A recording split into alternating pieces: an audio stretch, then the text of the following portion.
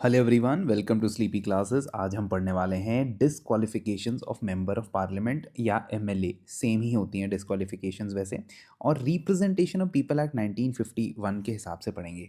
वैसे तो अगर हम डिसक्वालिफिकेशन की बात करें तो हमें तीन जगह पे मिलती है। एक कॉन्स्टिट्यूशन के आर्टिकल 102 और 191 में, दूसरा कॉन्स्टिट्यूशन के 10th शेड्यूल में, और तीसरा representation of people act 1951। Today we will talk about this type of disqualification. और अगर बाकी के बारे में आप चाहते हैं कि मैं वीडियो बनाऊं तो ज़रूर कमेंट सेक्शन में मुझे बताइएगा। और 10th शेड्यूल के बारे में मैं ऑलरेडी वीडियो बना चुका हूं। तो डिसक्वालिफिकेशन के लिए रिप्रेजेंटेशन ऑफ पीपल एक्ट 1951 है, उसका चैप्टर नंबर 3 है। उसके सेक्शन 7 से लेकर 11 के बीच में ये बताया गया है कि किसी एमपी या एमएलए को डिसक्वालीफाई किस बेसिस पे किया जा सकता है। सबसे पहले मैंने इसको टेबल में डिवाइड कर दिया ताकि आप इसको ईजिली रिवाइज कर सकें। तो जो रेलेवेंट सेक्शंस है वो हैं सेक्शन 8, 8A, 9, 9A, 10, 10A। तो मतलब 6 तरीके की डिसक्वालिफिकेशन है।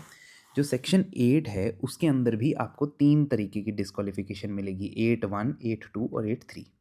8(1) और 8(2) में ना लिस्ट ऑफ लॉज लिए हुए हैं, मतलब बहुत सारे कानूनों के नाम लिखे हुए हैं।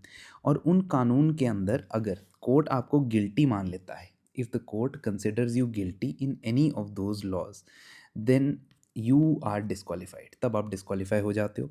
और डिसक्वालिफिकेशन का ड्यूरेशन डिपेंड करता है आपकी इम्प्रिजनमेंट मिली है, आपको जेल हुई है या नहीं हुई है। ठीक है, मान लीजिए आपको जेल नहीं हुई, ठीक है, और आपको बस कन्विक्शन मिल गया है। तो कन्विक्शन का मतलब है कि यू आर गिल्टी, है ना। गिल्टी हो तो गिल्टी होने के बाद भी आपको जेल नहीं हुई, फ़ाइन लगा है ना, ऐसा भी हो सकता है। तो फाइन लगा है तो कन्विक्शन वाली डेट से 6 ईयर्स तक आप डिसक्वालीफाइड हो।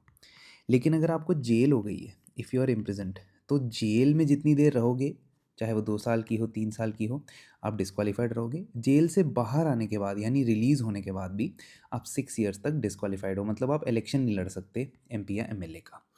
अब यही चीज़ सेक्शन 8(3) में भी लिखी हुई है।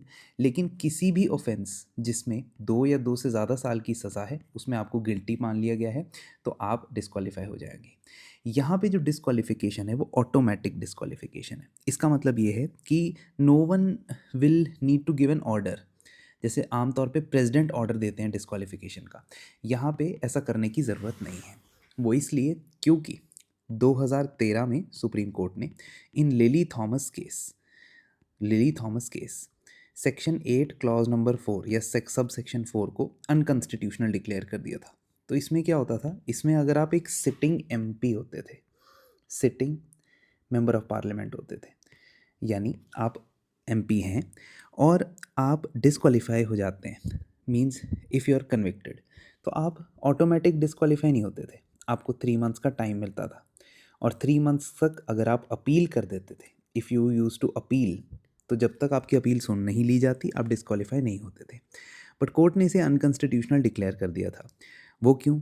वो इसलिए क्योंकि जो सिटिंग एमपी है उसे तो ये 3 मंथ्स मिलते थे, लेकिन जो एमपी नॉमिनेशन पेपर फाइल करने के लिए मेंबर ऑफ पार्लियामेंट के इलेक्शन के लिए आया है, कोई भी कैंडिडेट हो सकता है, सिटिंग एमपी नहीं है, जो नॉमिनेशन फाइल करने आया है, जो अभी सिटिंग एमपी नहीं है, उसको ये 3 महीने नहीं मिलते थे।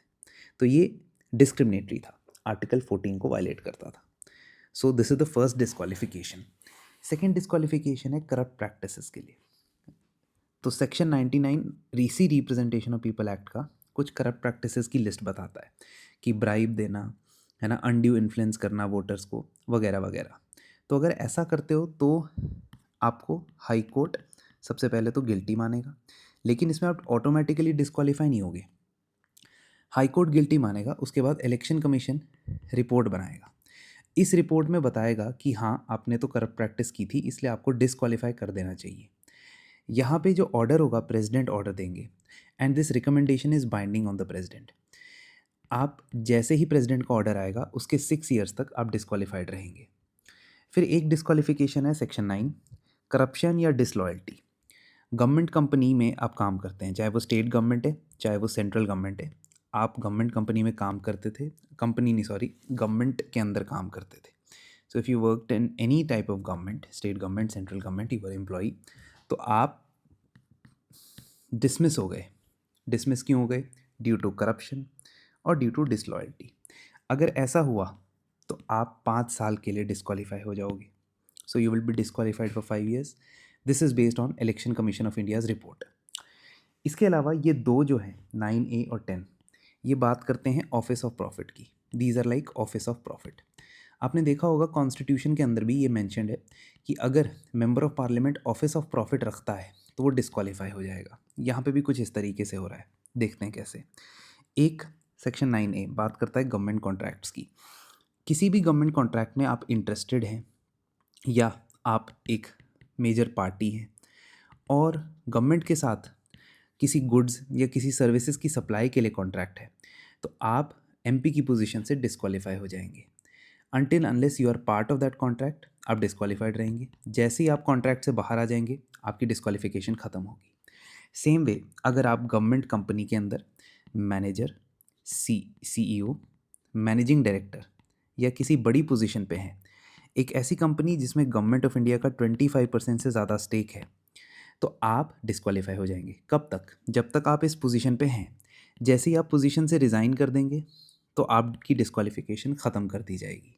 ये दोनों डिस्क्वालिफिकेशन इलेक्शन कमीशन की रिपोर्ट के आधार पे प्रेसिडेंट के द्वारा नोटिफाई की जाती है. लास्ट टाइप ऑफ डिस्क्वालिफिकेशन यहाँ पे है 10A, that is failure to lodge election expense. तो अगर आप मेंबर ऑफ पार्लियामेंट का इलेक्शन लड़ रहे हैं या एमएलए का इलेक्शन लड़ रहे हैं, आपके ऊपर एक इलेक्शन एक्सपेंस लगता है. मतलब आपके ऊपर एक इलेक्शन एक्सपेंस की लिमिट लगती है.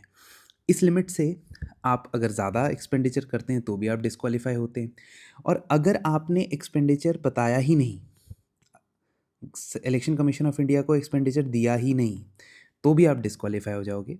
कितने समय के लिए? 3 साल के लिए. और यहाँ पे आपको डिस्क्वालीफाई कौन करता है? इलेक्शन कमीशन नोटिफाई कर देता है कि यू आर डिस्क्वालीफाइड क्योंकि आपने समय पे अपना ब्यौरा नहीं दिया खर्चे का. एक सबसे इम्पॉर्टेंट बात और क्लॉज याद रखना. सेक्शन 11 कहता है कि इलेक्शन कमीशन इन सभी डिस्क्वालिफिकेशन के पीरियड्स को ख़त्म रिड्यूस कर सकता है. दैट मीन्स अगर 6 साल के लिए डिस्क्वालीफाइड है तो वो उसको 2 साल कर सकता है. एंड इवन वो किसी डिस्क्वालिफिकेशन को रिमूव भी कर सकता है सिवाय एक के, दैट इज़ 8A. तो 8A के अंदर जो करप्ट प्रैक्टिसेस वाली डिस्क्वालिफिकेशन थी, उसके अलावा वो सारी डिस्क्वालिफिकेशंस को हटा सकता है, रिड्यूस भी कर सकता है. इसलिए इलेक्शन कमीशन काफ़ी पावरफुल रहता है.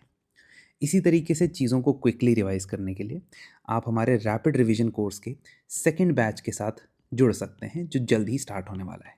इसमें polity, history, geography, environment, science and tech, international relations, इन सभी सब्जेक्ट्स को डेली बेसिस पे रिवाइज करके 15 दिन में आपके सिलेबस के सबसे इंपॉर्टेंट टॉपिक्स को ख़त्म कर दिया जाएगा. ज़रूर एक बार वेबसाइट विजिट कीजिएगा और नेक्स्ट कौन से टॉपिक पे वीडियो चाहते हैं कमेंट सेक्शन में मुझे ज़रूर बताइएगा. धन्यवाद.